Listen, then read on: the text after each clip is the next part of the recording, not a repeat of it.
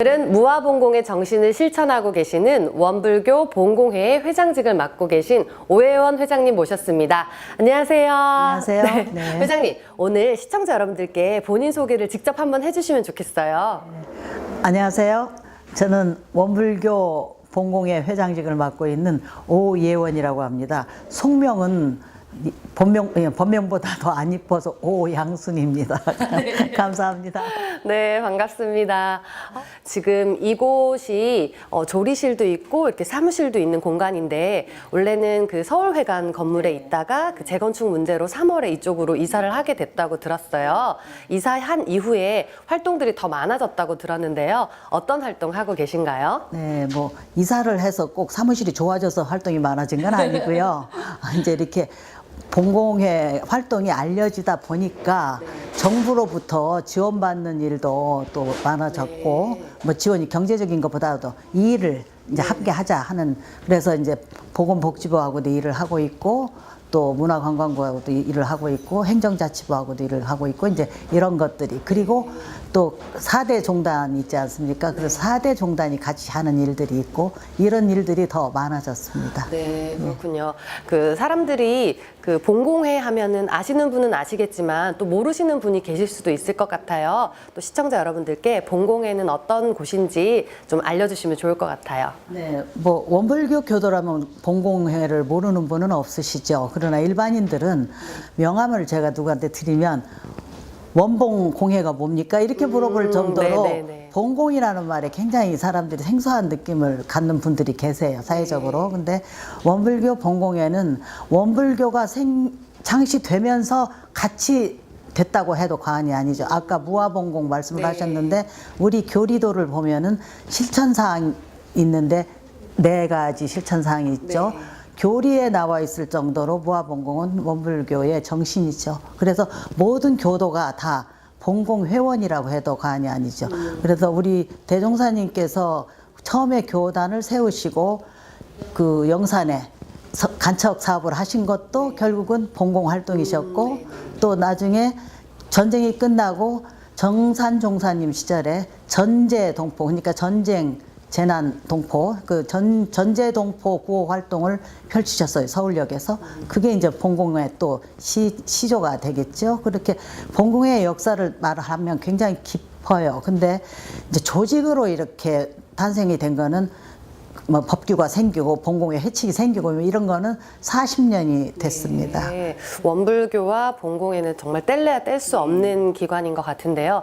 이 봉공회 활동 중에서 또 인상 깊은 활동이 또 있잖아요. 그 빨간 밥차 운행하고 계시는데 그 일들에 대해서도 조금 자세하게 설명해 주시면 좋을 것 같아요. 네, 지금은 이제 봉공회가 정말 많은 일을 해왔고, 그전에는 교정교화 활동도 했고, 또 다문화과정 돕는 것도 했고, 또 독거노인 돕는 것도 하고, 정말 많은 일들을 했는데, 최근에 와서는 이제 빨간밥차가 원불교 봉공회의 대명사처럼 됐습니다. 그래서 빨간밥차 운영한 지가 지금 6년째 되고 있습니다. 이제 7년째 되고 있습니다. 6년이 지나고. 그래서 이제 세월이 거의 10년이 다 돼가다 보니까. 근데 빨간밥차를 저희가 운영을 해야 되겠다고 생각을 한 건 지난 IMF 시절에 그 서울회관, 옛날 서울회관 쪽에서 IMF 때 그 노숙자들한테 밥을 좀 준 활동을 한 적이 있어요. 근데 그때 1년 남짓 하다가 그 여건이 안 맞아가지고 관뒀어요. 그런데 그때 이제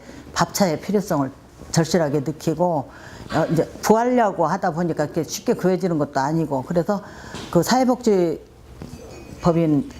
그 사회복지 공동모금회 거기서 신청을 받아갖고 1년에 한 대씩 단체한테 주는 게 있어요.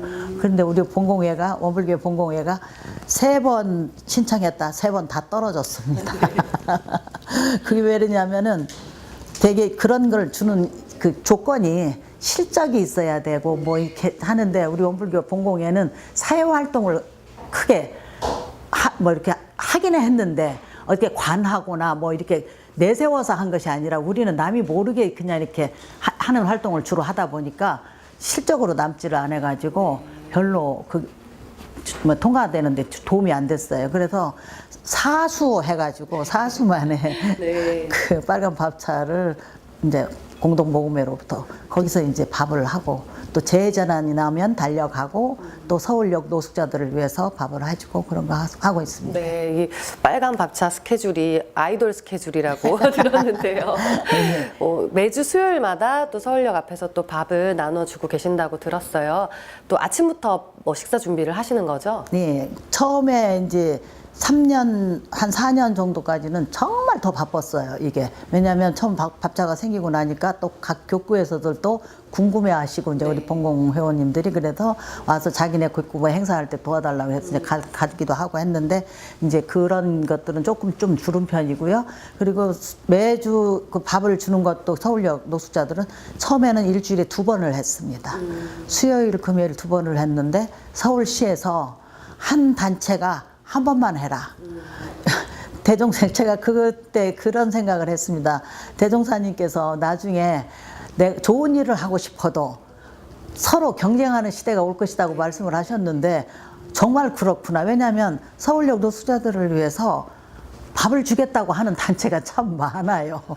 많아서 한 단체가 2번씩 주다가는 이게 정말 포화 상태니까 한 번으로 줄여라 그래서 저희가 이제 금요일 날 걸 안 하고 수요일에 한 번 하는 걸로 했습니다. 그리고 또 영등포역에서 새벽에 거기는 이제 일용직 그 노동자들을 위해서 노무자들을 위해서 주는 새벽밥을 했었는데 그때도 이제 육개장하고 해서 해가지고 갔는데 그것도 서울시에서 많은 민원이 들어오고 그 근방에 음식점들한테서 그리고 뭐 한다고 그냥 밥을 하지 말고 떡이나 뭐 빵 이런 걸 줘라 해서 지금은 이제 새벽에 밥을 안 하고 떡으로 준비해서 갖다 주고 그래서 요즘에는 수요일 날 밥차가 하고 그 다음에 현충일 날 그 현충원에 가서 국수 나눔 행사를 하고 익산에 가서 아하데이 때 주먹밥을 뭐 한다든가 이런 행사 교구에서 불러서 이제 필요하다 그러면 달려가고 그렇게 합니다. 네, 정말 많은 활동하고 있네요, 이 밥차가. 근데 이 하루에 500인분까지도 준비를 한다고 네, 들었어요. 최고 많을 때는 근 500명 가까이를 해요. 그러면 한 번에 우리가 밥을 300명 정도를 먹을 수 있는 밥을 하는데 밥솥을 빼내고 바로 그 자리에서 또 밥을 솥을 그러니까 여분의 솥을 몇 개를 더 해놨다가 또 그 자리에서 바로 또 다시 밥을 합니다. 네. 그분들이 잡수는 동안에 그러면 300명 정도가 잡수시고 한 10분의 텀이 생겨요. 왜냐하면 밥이 그렇게 빨리 안 되니까. 네. 이분들이 잡수는 속도가 무지하게 빨라갖고 300인들이 드시는데 정말 금방 드셔요. 그래서 10분 정도 텀이 생기면 이해를 하시는 분들도 계시는데 어떤 분들은 바쁜 사람 오라기 놓고 밥 준다고 오라기 놓고 아이고. 기다리게 한다고. 네. 그러니까 이분들이 참 그 말이 어떻게 보면 해학적인 말이 될 수가 있어요. 왜냐하면 우리가 흔히 바쁜 사람이 입에 붙어 있어요. 안 바쁜 사람이나 바쁜 사람이나 기다리라고 하면 나도 모르게 바쁜 사람 이게 아 저분들이 참 바쁘게 살았구나 그동안 그러다가 어느 날 이런 형편이 되셨구나 하는 걸 느끼면서 짠하기도 하고 또 어떻게 보면 말 안 듣는 소리 같아서 웃기기도 하고 그러는데 아무튼 간에 그 10분의 텀이 생길 정도로 그 많은 분이 오실 때도 있고 제일 조금 오실 때가 350명. 네. 그러면은 그 많은 분들을 식사를 준비하고 또 이렇게 또 나눠주고 이런 일들을 할 때 그 같이 일하시는 분들이 많이 있나요? 예, 뭐 하루에 최소한 이게 배식을 하는데 한 20명이 필요하고요. 1, 2층에서 하니까. 그 다음 여기 또 조리를 하는데 조리하는데도 적어도 5명 이상의 사람이 필요해요. 그 아주 손발이 잘 맞는. 그런데 지금은 이제 7년쯤 됐으니까 그게 괜찮아요. 자리가 잡혀서 좀. 근데 처음에 한 3년은 정말 고생 많이 했어요. 하시는 분들이나 아까 뭐 저는 이제 총괄적인 지휘를 하고 있습니다만은 저도 손발을 걷어붙이고 들어가서 내가 해야 할 정도로 고생을 했어요. 왜냐하면 아직 이 체질화되지를 않으셔갖고 우리 교도님들도 그렇고 그래서 내가 그날 몇 시에 가겠다. 조리팀을 담당을 하겠다. 배식팀을 담당을 하겠다. 설거지팀을 담당을 하겠다. 이렇게 교당별로 받았어요. 근데 배식하러 오시는 분이 갑자기 집안에 일이 생기면 안 오실 때가 있어요. 근데 한 분이 안 오시면 괜찮은데 아니 나는 안 가도 뭐 하면 그게 한 서너 사람이 뭐 단 몽땅 빠질 때가 있어요. 그러면 정말 난감해가지고 정말 애를 먹고 그랬었어요. 그랬는데 지금은 그래도 이제 그런 거에 대한 인식들이 이제 바뀌고 하셔서 당신이 못할 때는 누구라도 이렇게 맡겨놓고 오시고 이제 이래서 많이 자리가 잡혀 있습니다. 네. 지금 회장님께서 이 봉공회에서 또 이렇게 봉사활동을 하고 계시기도 하지만 처음에 어떻게 봉사를 시작하게 되셨는지 너무 궁금해요. 제가 처음에 봉공회장을 맡고 한 얘기가 있습니다. 취임 아니면 우리는 취임식이 따로 있고 뭐 그러지도 않아요. 그냥 너 해라 하면 얘 가서 인사하고 하면 끝납니다. 근데 봉공회장을 맡고 제가 그랬어요. 나도 원불교 교도이기 때문에 저는 아버지 인연으로 이제 아주 초등학교 다닐 때부터 원불교 교도입니다만은 그래서 교도이기 때문에 무아봉공이라는 말은 글자로 알았다. 그래서 머릿속에 무아봉공을 알았지만 이제 그 머리에서 내가 가슴으로 내려오는 일을 이제 봉공회장을 맡으면서 하겠다. 그 정도로 봉공이라는 게 그냥 머릿속에 단어로 남아 있었지 내 생활화되지를 못했던 게 사실이다. 그래서 많은 분들이 전임 회장님들은 봉공 소리만 들으면 주무시다가도 벌떡 일어나고 죽었다가도 살아나고 막 심지어 이렇게까지 말씀을 하실 정도로 그 봉공에 대한 애착들이 많으시고 또 의무감이 많으세요. 근데 저는 정말 죄송한데 봉공회장을 할 때 정말 죄송했어요. 그 전까지는 물론 봉공이라는 것이 몸으로만 하는 게 아니고 여러 가지 하는 방법들이 있습니다만은 내가 몸으로 막 뛰어다니고 하는 봉공을 꼭 해야 된다는 생각을 미처 못하고 있어서 재자난이 났다. 봉공 활동하게 가자 하면 안 자는데 자는 척했고 살아있는데 죽은 척했고 내가 그랬다고 그 얘기를 해서 막 웃었는데 그 정도로 봉공을 내 몸으로 뛰어다니면서 했다는 기억은 정말 없었어요. 그런데 교단에서 뭘 도와다오, 뭘 내가 사회활동할 때 해다오 하면은 그거는 정말 열심히 했지만 내가 몸으로 어디 가서 막 눈을 뭐 재해전환 났을 때 가서 하고 한 일은 없었는데 봉공회장을 왜 저한테 맡기셨는지 모르겠지만 우리 회장님들이 저보고 맡아달라 이제 해서 봉공을 시작을 했습니다. 그래서 제가 7년이 되다 보니까 머리에서 가슴으로 내려왔고 가슴에서 이제 발로 내려가는 일을 하겠다 했는데 발로 내려왔습니다. 이제 7년을 하다 보니까. 그래서 이제 내가 어디 내놔도 나는 참 봉공회원이다 하고 조금은 이렇게 말을 할 수가 있을 것 같아요. 근데 그 전에는 봉공회원 하면은 그냥 우리가 일반적으로 생각하는 그런 봉공회원이 아니었었어요. 정말 죄송하게도. 이제는 사람들이 제가 다 봉공회장인 줄 알아요. 그리고 듣기 좋으라고 잘한다고도 해주시고 그래서 다행으로 생각합니다. 아마 또 회장님께서 이렇게 지금 굉장히 겸손하게 말씀하시지만 분명히 뭔가 필요한 사람, 인재라고 생각했기 때문에 아마 회장직으로 또 이렇게 되신 게 아닌가 이런 생각이 들고요. 2017년이 봉공회가 40주기가 되는 네. 또 특별한 해잖아요. 그래서 또 회장님께서 앞으로 또 계획하고 계시는 내년에 어떤 행사를 좀 더 해보겠다 이런 것들이 혹시 있으실까요? 봉공회가 뭐 아까 원봉공회 얘기를 했습니다. 근데 원불교 봉공회는 돈을 중앙봉공회, 원불교 중앙봉공회는 재정을 마련할 수 있는 근거가 하나도 없습니다.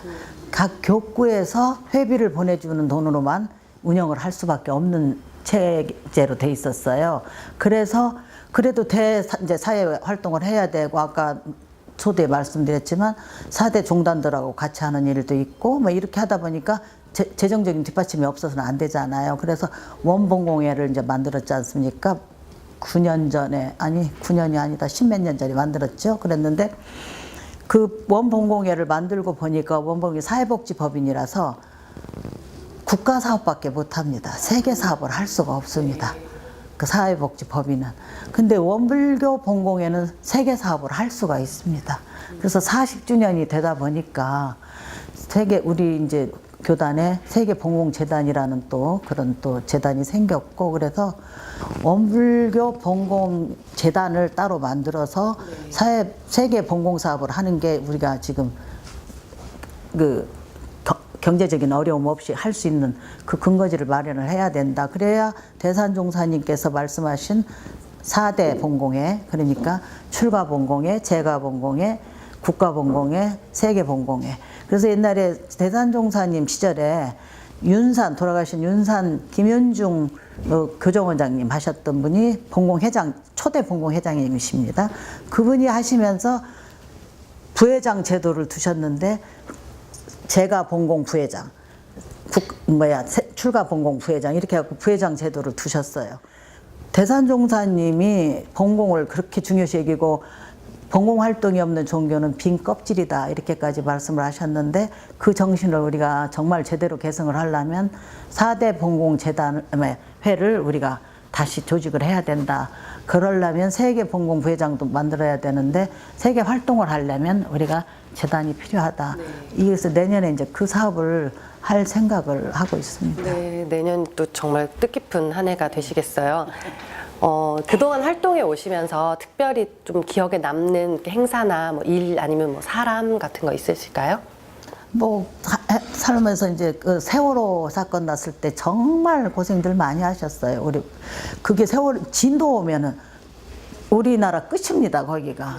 그런데 강원도에서까지 우리 본공 회원들이 가셔서 본공 활동을 하시고 주무시고 뭐 광주 전남 교구는 말할 것도 없고요. 거기는 그 회장님이요 뭐 거의 거기서 그냥 바닥에다 매트 깔고 주무시고 저도 가서 이틀 밤 잤습니다만은 그렇게 할 정도로 본공 회원님들이 전국 각지에서 정말 제가 문자 하나 띄워가 저는 앉아서 문자 띄우면서 다음 주에는 어느 교구에서 가실 겁니까? 어느 날은 뭐 이거 조정하는 것만 해도 바빴거든요.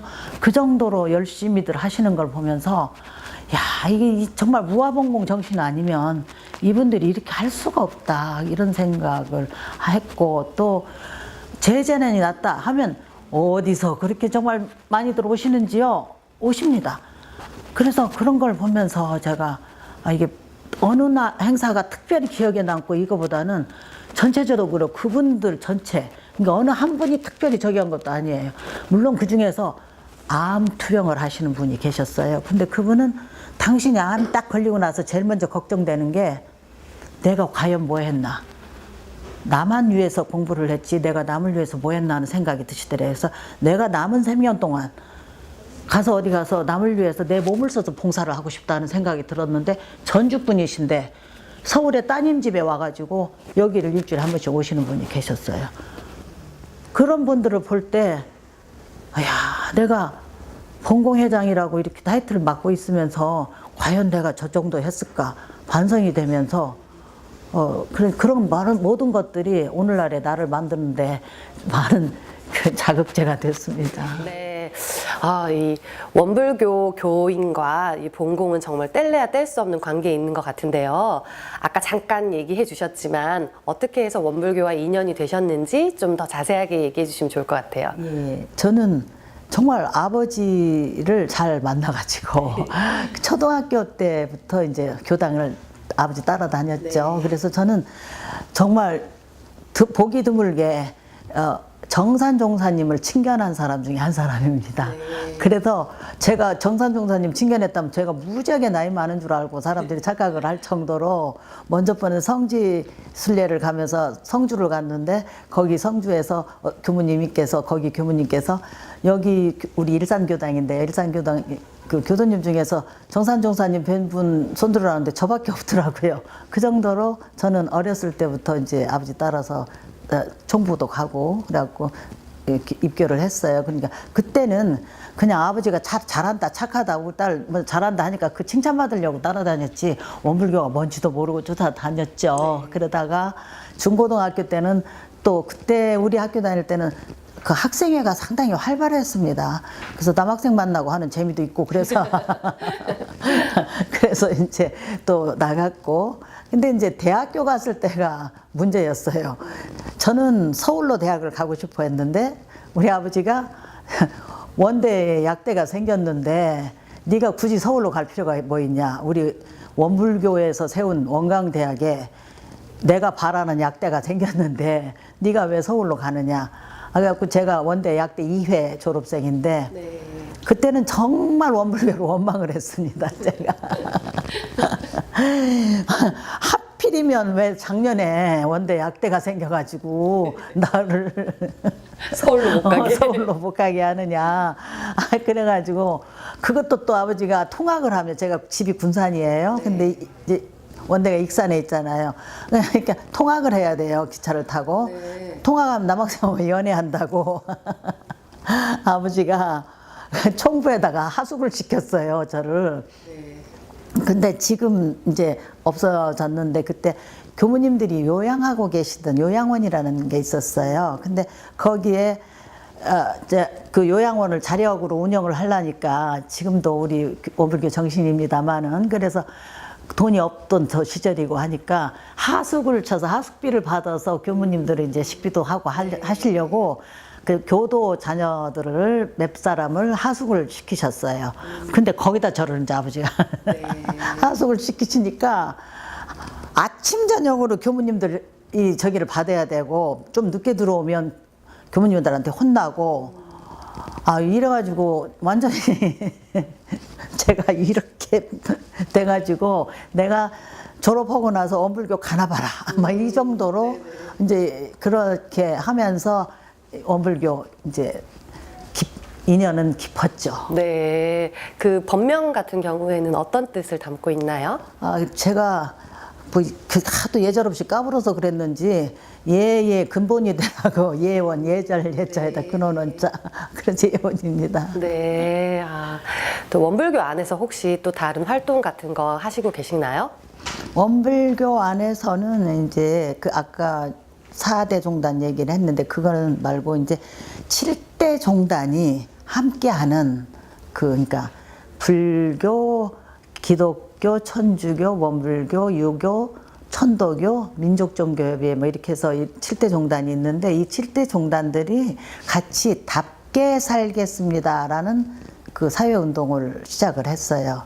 그래서 이제 그게 이렇게 성직자들을 위주로가 아니고 지금까지는 종단들이 성직자 위주로 무슨 행사를 많이 하시고 다 주도해 나가서 KCRP도 결국 성직자들이 이제 주도하시고 하시니까 그런데 이거는 신도, 평신도 우리로 말하면 제가죠. 제가들이 주가 돼가지고 사회운동을 펼치자.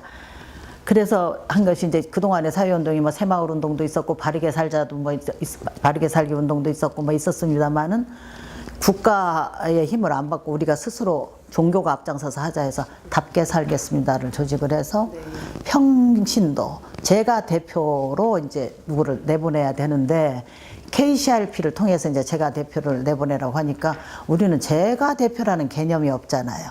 교회 의장님이 계시는데 교회 의장님이 제가 대표시기는 하지만 교회 의장님은 어떤 면에서는 출제가가 다 우리 교회 회원이기 때문에 꼭 제가만 대표한다고 하기에는 좀 그렇다. 그리고 또 교회 의장님들 너무 바쁘시고 사회 활동하시기에는 좀 바쁘시고 하니까 순수히 그냥 제가 단체들 중에서 우리를 내보내야 된다 이제 이래가지고 제가 4단체가 협의회를 만들었습니다. 그래서 제가 4단체 협의회 회장이 이제 그 대표로 나가는데 제가 제일 나이가 많다 보니까 그러니까 내가 나이도 많고 본공회가 또 연역으로 봤을 때 또 오래된 단체고 그래서 제가 맡아가지고 그 닿게 살겠습니다. 거기를 교단의 활동이기도 하면서 또 교단을 벗어난 활동이기도 하고 그런 활동을 하고 있습니다. 네, 정말 다양하게 많은 활동하고 계신데요. 원불교가 내 인생에서 어떤 영향을 미쳤다라고 말씀하신다면 어떤 표현을 쓰실 수 있을까요? 원불교가 아까 제가 앞에 말했지만 저는 원불교를 정말 머리로만 알고 아버지를 통해서 그냥 효도한다는 마음으로 다녔고 또 어떻게 하다 보니까 의무감 비슷하게 그렇게 원불교 교도로서의 최소한의 활동을 했습니다. 그런데 저는 지금도 사람들이 제일 존경하는 인물이 뭐냐면 저는 세계 유인 어느 유인보다도 우리 아버지를 제일 먼저 이름을 댑니다. 가식이 아니라 어느 자식이 부모를 안 좋아하는 뭐 자식이 있습니까만은 저는 좋아하는 걸 넘어서 아버지를 존경합니다. 그래서 굉장히 그거는 왜냐 아버지가 살아온 인생에 대해서 이제 이해를 했기 때문에 전에는 아버지를 원망을 참 많이 했어요. 왜냐하면 우리들 얘기보다 교무님들 얘기에 더 귀를 기울이시고 교무님들한테는 아낌없이 하시는 걸 보면서 어렸을 때는 불만이 많았는데 제가 이제 나이가 들고 살아가면서 그리고 사회에서 그 원불교인으로서의 대접받는 그 위치를 이렇게 볼 때 그리고 내가 취사를 할 때 아버지 정신에 맞춰서 이렇게 하다 보니까 참 잘했다. 내 스스로도 그런 위로가 되고 그래서 아버지 아니었으면 내가 과연 이랬을까 그런 생각이 들어서 아버지를 가장 존경하고 또 아버지한테 먼저 물어봅니다. 제가 혼자 지금 돌아가시고 안 계신데도 아버지라면 이럴 때 어떻게 했을까 그 생각을 하는 버릇이 좀 생겨서 원불교가 준 가장 큰 영향이 그 아버지 영향이고 그 아버지의 영향을 미친 게 원불교다 이렇게 생각을 합니다. 네, 그 삶의 지표가 되는 예. 네, 그런 게 나에게 원불교.